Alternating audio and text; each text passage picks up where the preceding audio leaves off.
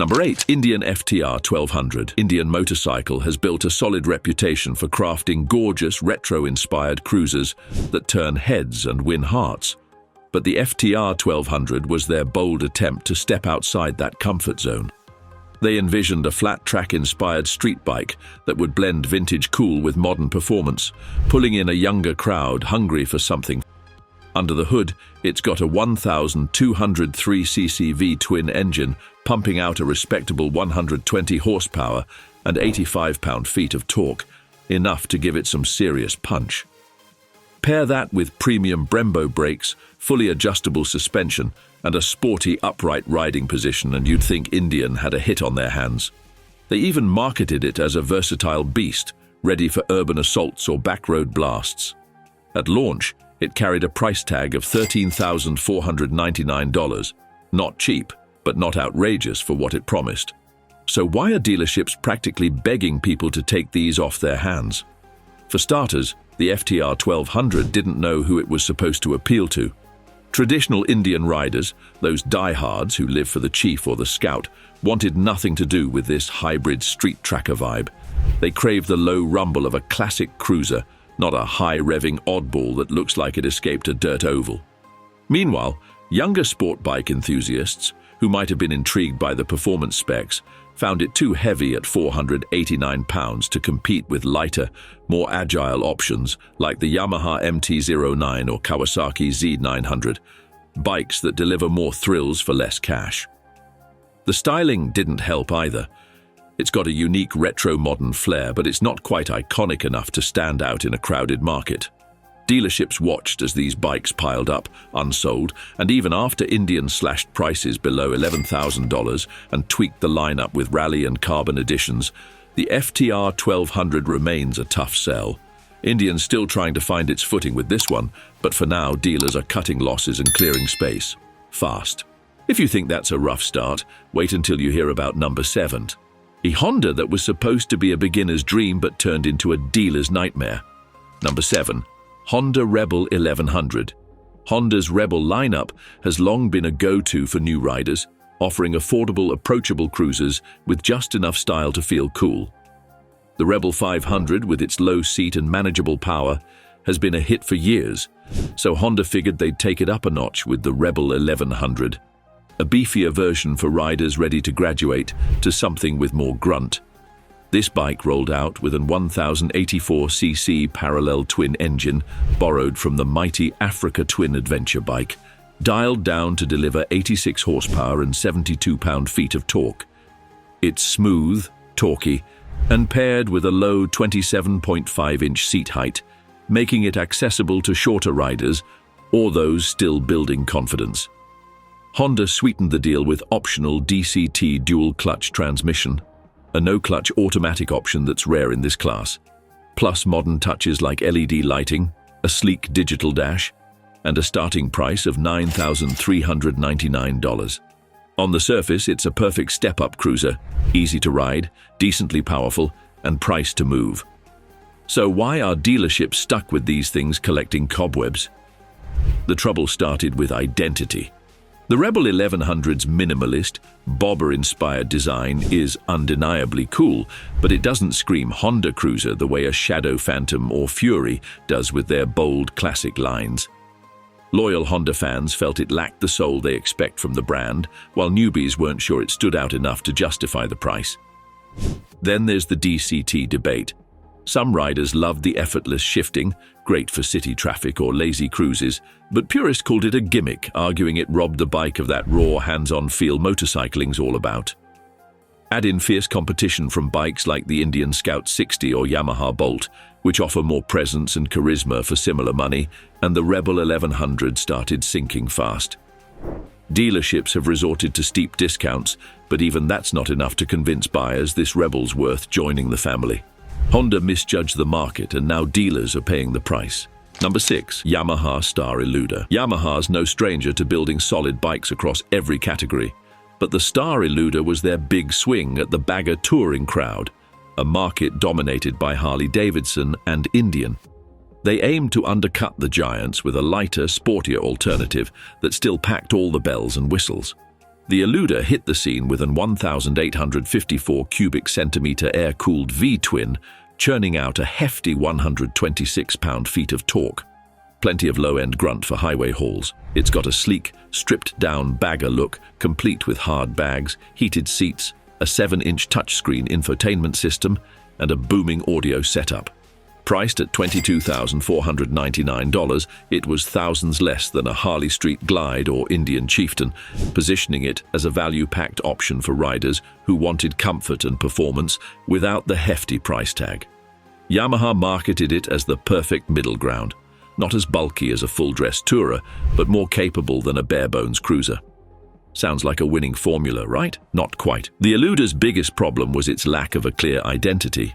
Hardcore touring riders, the ones racking up thousands of miles, stuck with Harley or Indian, where brand loyalty, dealer networks, and resale value reign supreme. Meanwhile, sport touring fans opted for bikes like the BMW R1250 RT or Yamaha's own FJR 1300, which offer sharper handling and better tech for twisty roads.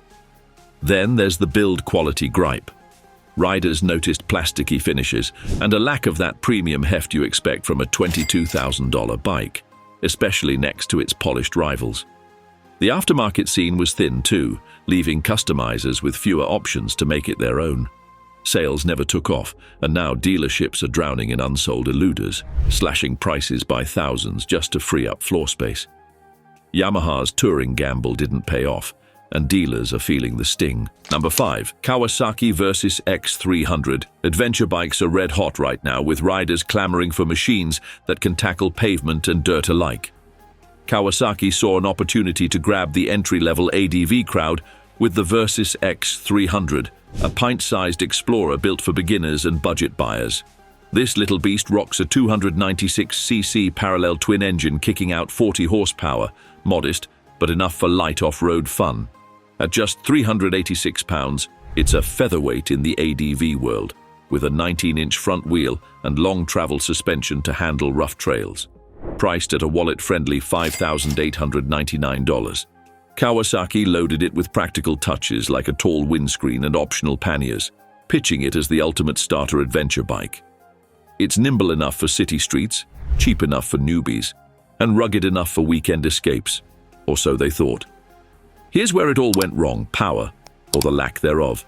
That 40 horsepower feels peppy around town, but hit the highway, and it struggles to keep up, buzzing like a lawnmower at higher speeds. Riders wanting to blast past 60 miles per hour found it gutless, especially with a passenger or gear. Then there's the competition. Honda's CB500X and KTM's 390 Adventure deliver more muscle, better tech, and a smoother ride for just a few $100 more.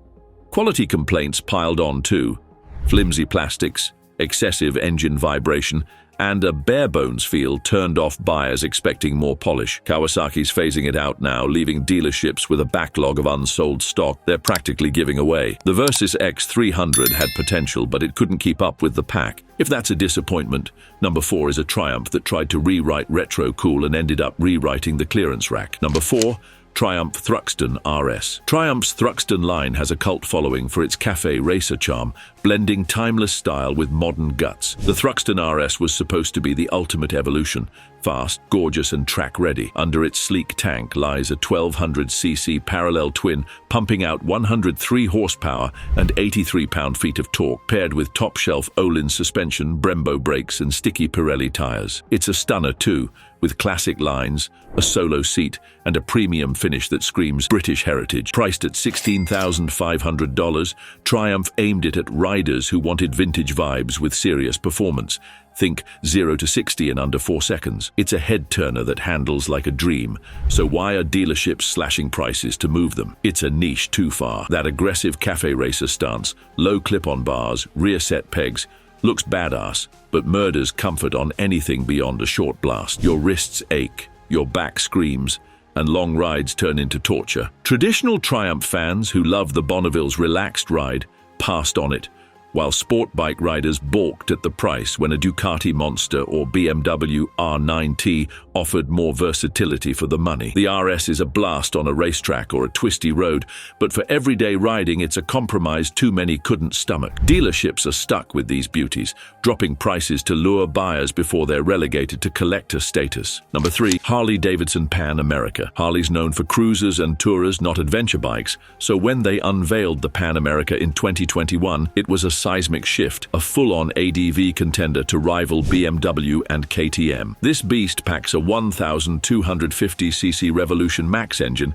with 150 horsepower and 94 pound-feet of torque, plus cutting-edge features like adaptive ride height, it lowers at stops, a 6.8-inch TFT touchscreen, and multiple riding modes. Starting at $17,319, it's a tech-loaded brute built for pavement and dirt alike. Harley bet big on pulling adventure riders into the fold, but dealerships are now drowning in unsold inventory.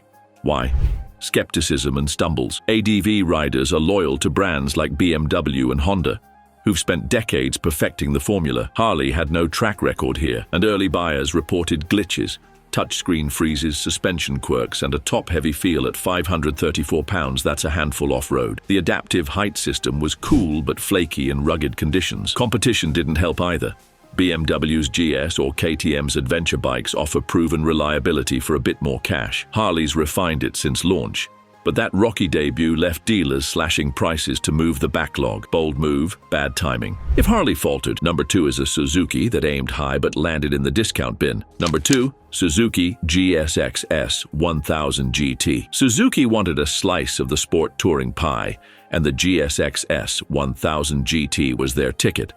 A fast, practical machine to challenge the big boys. It's got a 999 cubic centimeter inline-4 cranking out 150 horsepower, a slick quick shifter, and touring perks like hard bags, cruise control, and a 6.5-inch TFT display. Priced at $13,799, it's a steal compared to BMW's R1250 RS or Kawasaki's Ninja 1000 SX. Suzuki pitched it as a sport bike with luggage, sharp enough for canyons, comfy enough for cross-country treks. It's a solid package on paper, so what went wrong? It's forgettable.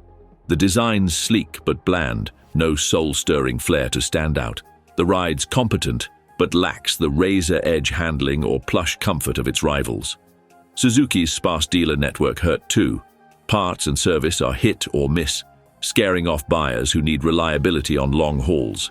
Sales stalled, and dealerships are cutting prices to unload these GTs before they're stuck forever. Suzuki swung big and missed. And now number 1, the ultimate showroom disaster, so overpriced and out of touch, it's a dealer's worst nightmare. Number 1, Indian Challenger Limited. Indian went all in on this luxury bagger, aiming to outshine Harley's top dogs, but it's crashing harder than a stunt gone wrong. The Challenger Limited boasts a 1,768cc Power Plus V twin with 122 horsepower and 128 pound-feet of torque, plus a touchscreen dash, adjustable windscreen, heated grips, and a premium sound system. Starting at $29,999, it's Indian's flagship tourer.